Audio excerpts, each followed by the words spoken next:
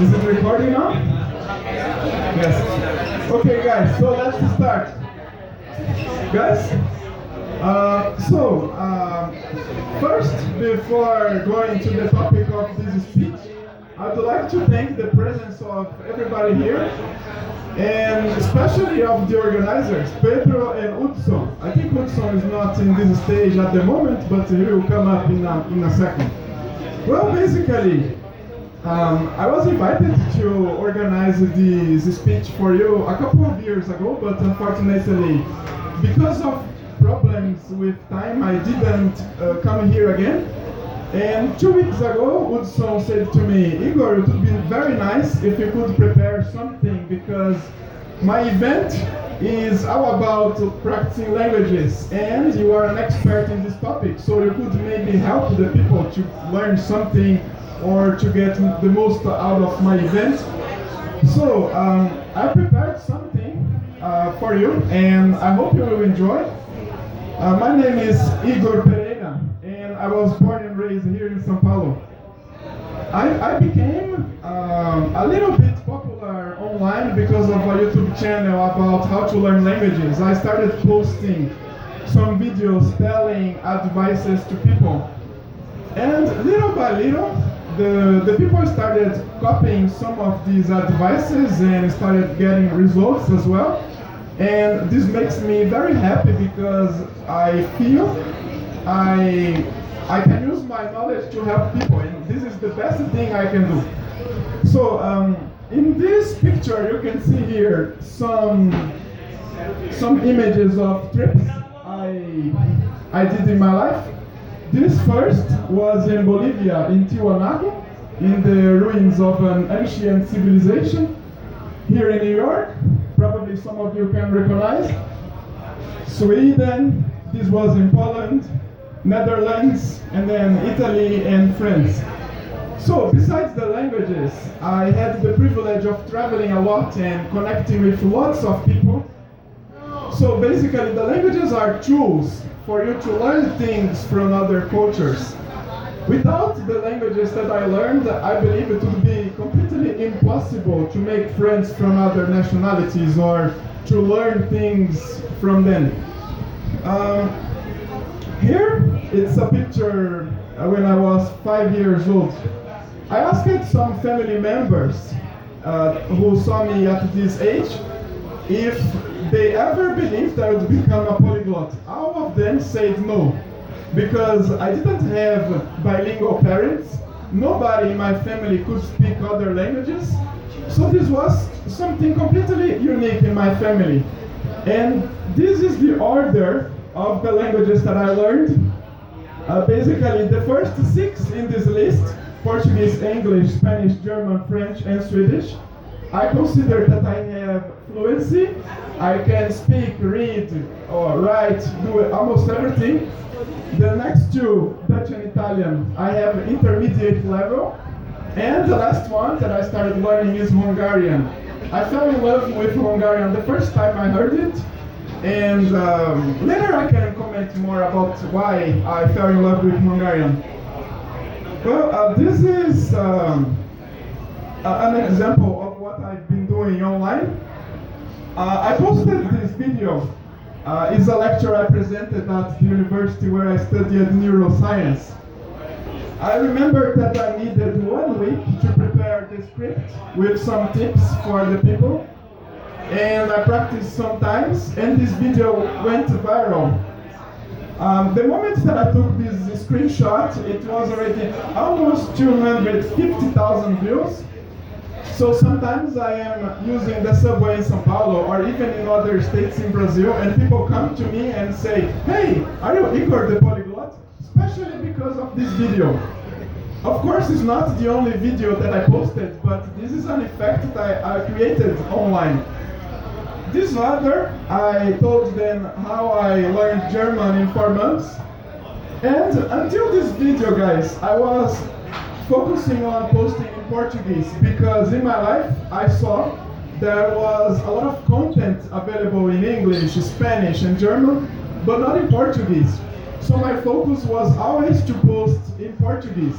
because I wanted to help Brazilians that are my people.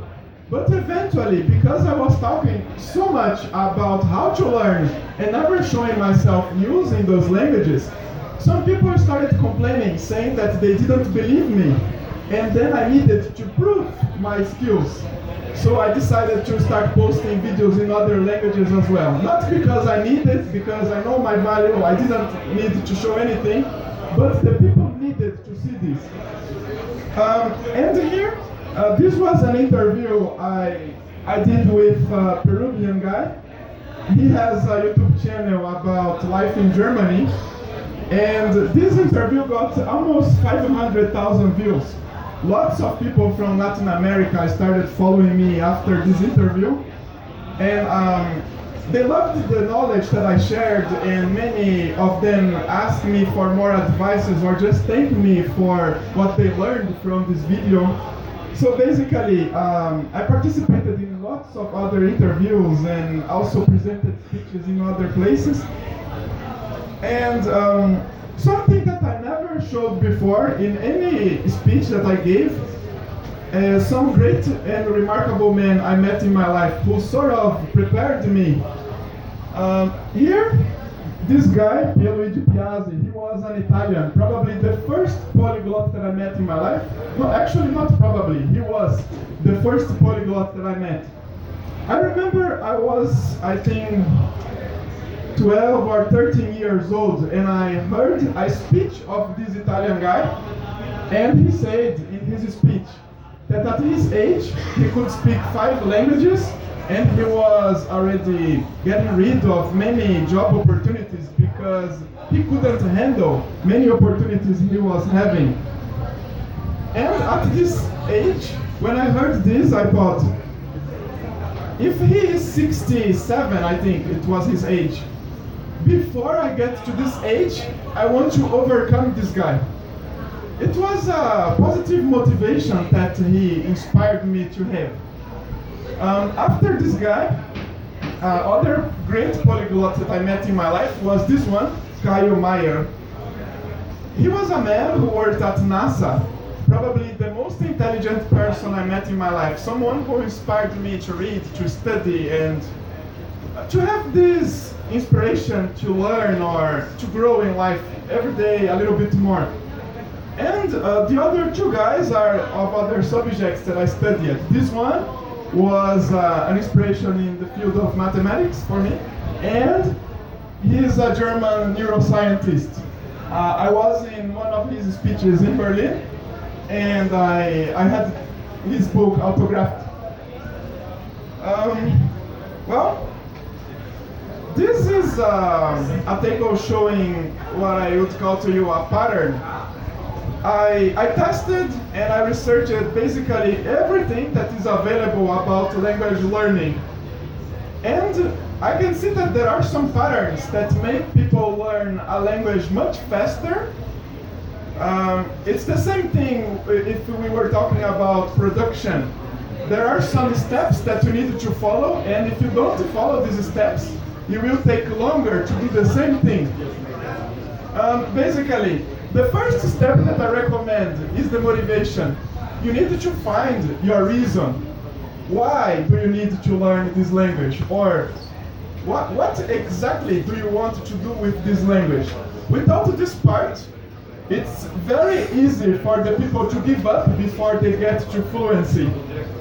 So, in this stage, I recommend that you read a lot about the culture that is around that language, that you make friends who speak that language to continue motivating you.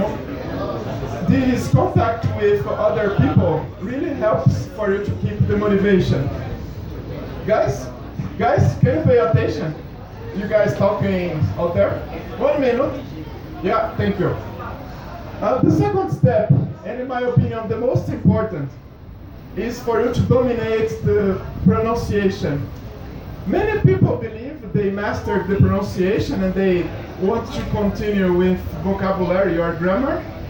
But if there are some details that you didn't master, in this part, it will be harder for you to memorize vocabulary and so on. So, if If you have a good pronunciation, it's easy for you to understand when others talk to you, and it's also easy for the others to understand when you speak. So this is one thing you should have in consideration. Never go or never go faster than you can just because you are in a hurry or you have anxiety. It's very important to dominate pronunciation before you continue. And once you have dominated the pronunciation, the next step is you start learning vocabulary. But then you ask, random words? No. You need to focus on exactly the words and the expressions that you need in your life. Especially in the early stage, you need to focus on your daily situations, your profession, your relationships, your life, because it's important to feel results and keep your motivation. If you start learning abstract words or random names of animals, tools, plants, or fruits, things that will not help you to make sentences in the beginning, you will probably lose your motivation. So I already talked to a lot of people who learned random words in a language, but they couldn't even make a simple sentence with all those words. So this is completely useless. You should focus on learning what is useful in the beginning, and as you progress, you can give more attention to abstract concepts. The third part, grammar. Many people I talked actually don't know what grammar is.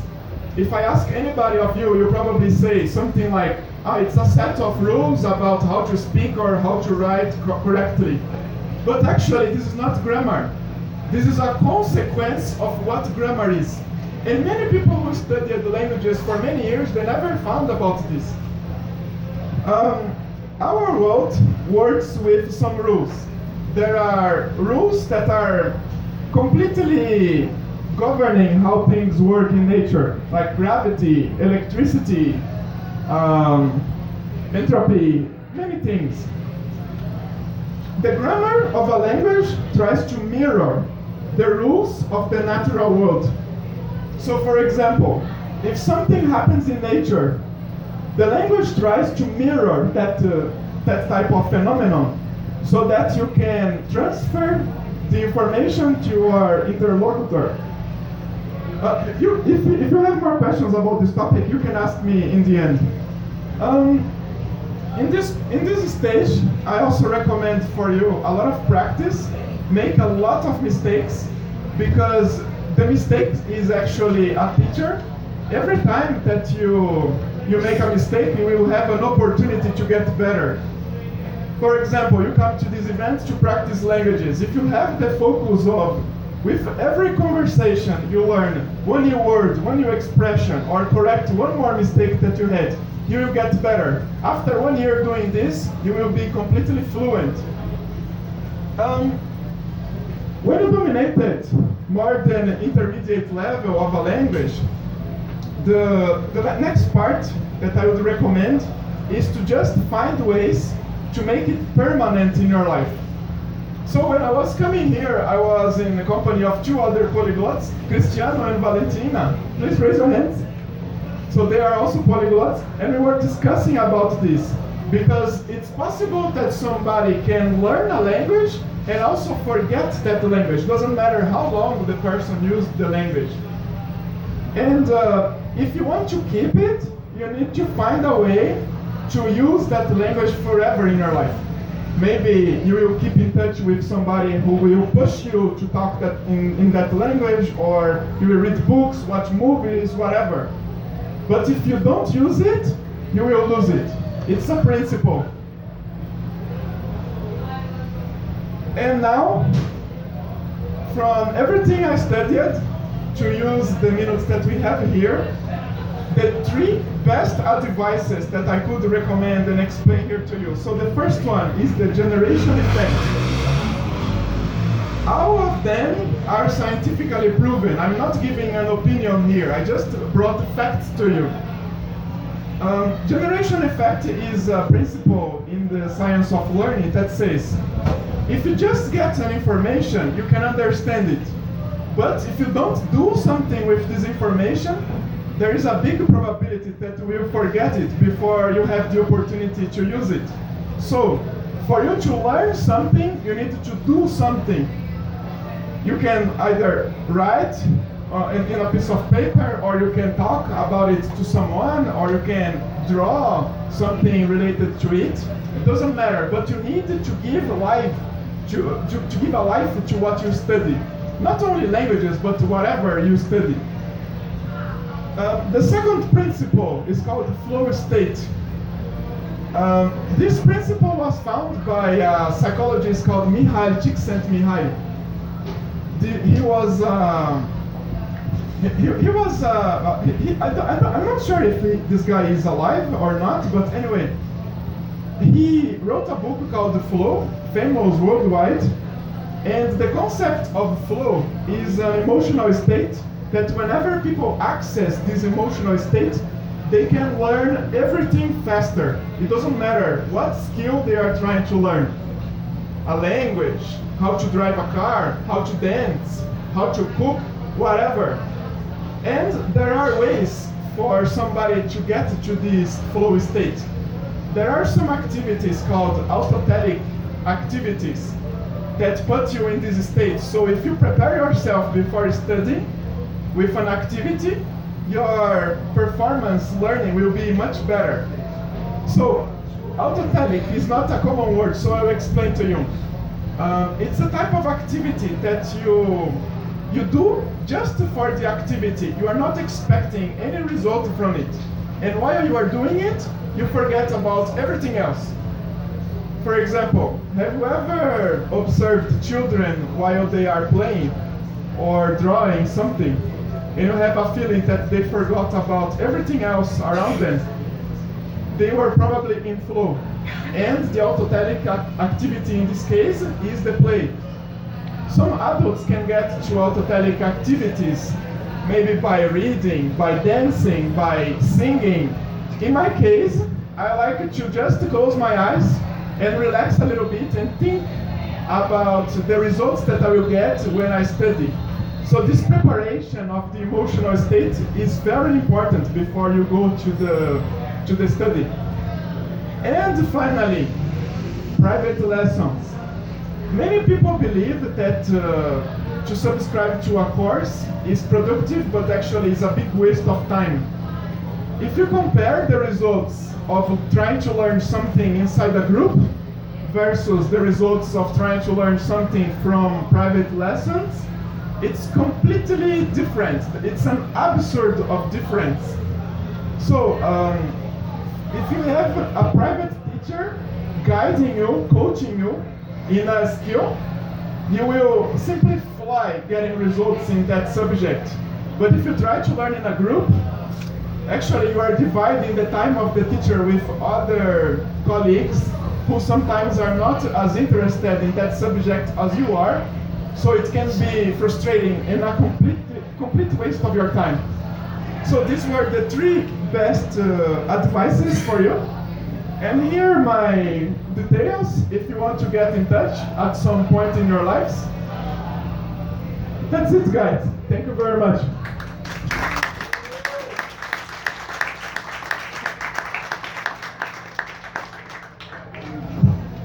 We have some minutes for your questions if you want to ask anything related to the topic of this speech.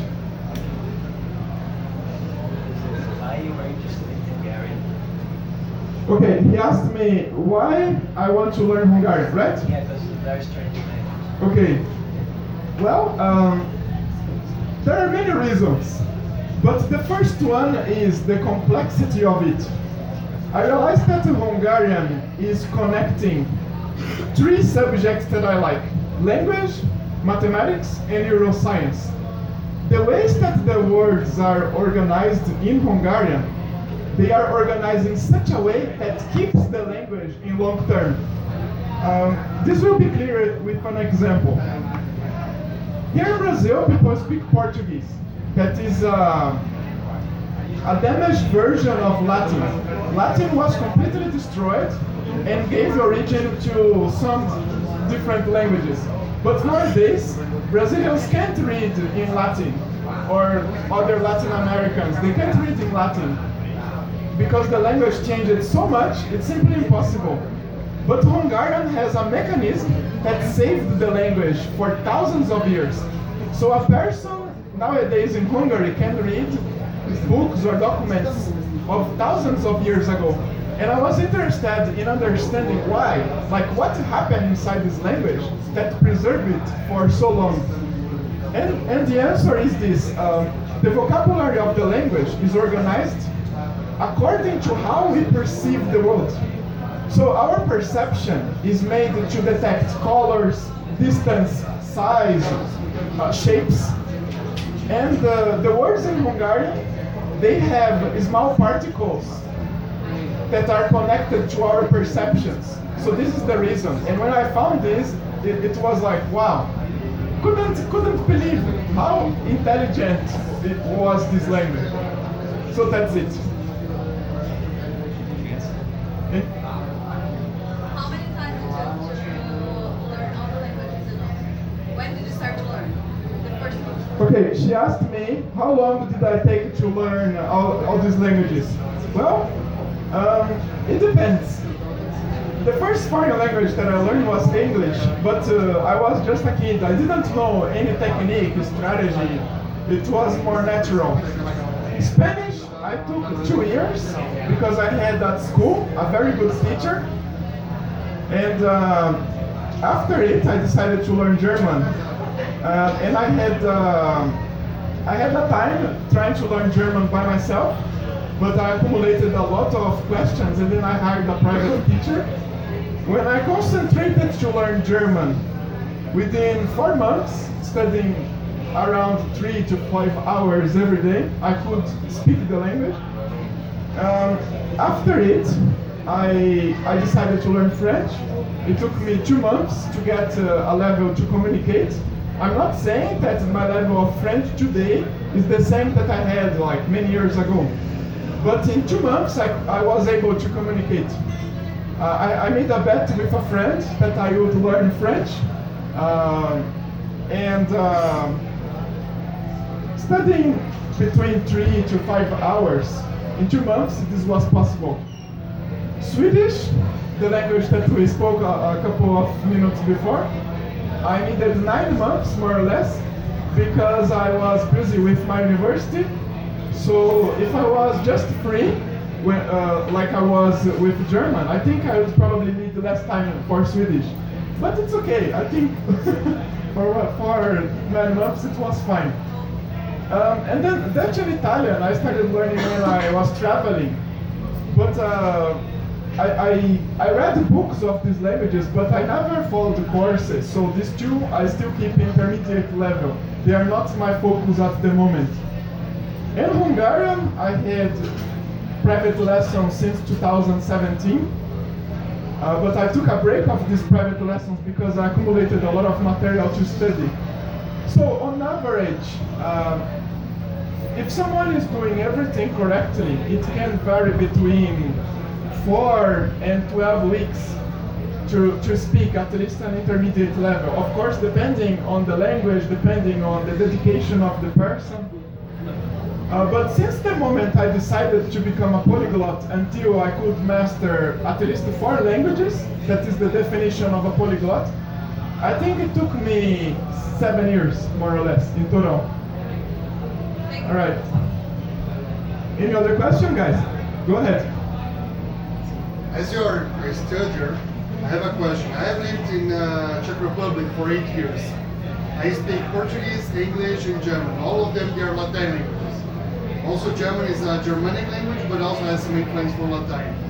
What I find very difficult is to learn a language that's outside of your block of languages. So basically, as a Brazilian, it's kind of easy to learn Spanish, Italian, French, English, and all the language that has some influence from Latin. But when I started to learn Czech, that's from Czech Republic, I found it very difficult to learn the language because it's already a language from outside of this group. It's a Slavic language. And I was living there. And I was day to day trying to use that language. And still I found it very difficult although I was trying to use the language, I never feel ashamed of committing mistakes when I'm learning a language or something. I just speak how I want to speak, but I still find very difficult to learn a language outside of my group of languages. So what for your presentation today, and I was also taking classes there. I was trying to apply the language on my day-to-day life, and I was living there for 8 years, and I still do not feel comfortable of using that language, for example, to work. I cannot work using Czech. I cannot discuss, for example, politics or economics, things that I can do in English or in German, for example, or even Portuguese, of course, because I'm Brazilian. But one thing that concerns me is you try to learn a language that's outside of your language group, is the Slavic language, and what would you advise for somebody that's trying to learn this kind of language? Because, for example, if you're learning German, you don't understand the word, maybe something on that word will be similar to some other word in other languages. But if you don't understand something in Czech or in Russian, forget it. There is nothing similar to that. Okay. So guys, just to simplify, he tried to learn Czech, and he had difficulty to learn it because it's different of the languages he already knew. So he asked me what I would recommend in this case. Well, basically, after you decided to learn a language like Czech, and you master the pronunciation, there are some words, even if they are in other family, that will be very easy for you to learn. The others that are not so easy, there is a strategy that I applied to Hungarian that made my life much simpler. And I'm sure if you apply the same strategy, you will master Czech much faster. That is, whenever I see a word in a language that I want to memorize, I don't try to memorize it. I try to understand why the word is that way. And if you understand the reason behind why the word is like this, you will memorize it without much effort. Instead of trying to review it hundreds of times and things like this, you will absorb. So a friend of mine asked a question like, how is it copywriting in Hungarian? And I didn't know the word. And then I Googled it and I saw the word was szövegírás. Breaking the word in parts, I realized that copywriting was actually making a reference to szó, that means word, üveg, that is glass, and írás, that is writing. So basically they are saying a glass of written words. This is copywriting in Hungarian. So if you think in this direction, you will memorize the words much faster. This is my tip for you. Thank you. Go ahead. I have a similar doubt. I'm curious about what strategy would be better, would be the best to start studying a new language in which the written is not the same structure as the ones that we are used to. Okay. Like Chinese and... Okay. Well, as I explained, the structure in this part, you need to master the pronunciation before everything. In the case of languages like Chinese, Russian, or Georgian, any other that uses other alphabet, in the beginning, actually you don't need to know all the signs or all the letters of the alphabet, but it's important that you can reproduce the sounds. Once you master the sounds, you can go and master the alphabet. And just be patient. It's not necessary to be in a hurry to master, especially a language like Chinese. Okay, that's it. Any other question, guys? What you think the most effective technique to overcome the plateau the plateau of intermediate level. A lot of people who remains in the plateau of the intermediate level, not overcome to get to the advanced level fast. Okay, he asked me how to overcome the intermediate, the plateau that is normally present in the intermediate level. It's a very good question. Probably some of you have had this problem before. Well, basically, you are studying a language and there is a moment that you feel you can't improve in that language anymore. From my experience, I realized that this is an impression, because a language is not just improving all the time. There is also a part that is maintenance, that you just need to take care of it so that it will continue in your life. In this case, I would suggest to you to ask help of a teacher who has a superior knowledge to you in that language, who can listen to you, observe what's the mistake, what kind of mistake that you make, or what is your level, try to vary the subjects of the conversation to find where are your blind spots, and you can invest time reading books in those subjects to expand your vocabulary in those areas. Normally this can happen if you are studying with the same style of material. So you get stuck in one type of material, and it's possible to vary, especially with books and movies in other areas. So for example, Cristiano, in my case, guys, shut up. In my case, with English, I speak English for so many years that I'm in a moment that I just learn abstract words.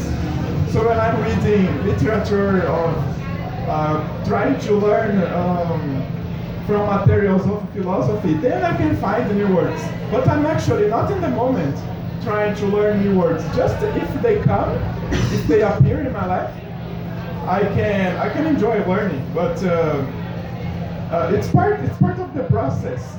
Sometimes learning will be faster, sometimes slower. You just enjoy and continue with the flow. Okay. Igor? Did I answer your question? Igor? All right, guys, that was the lecture, and thank you very much for your presence.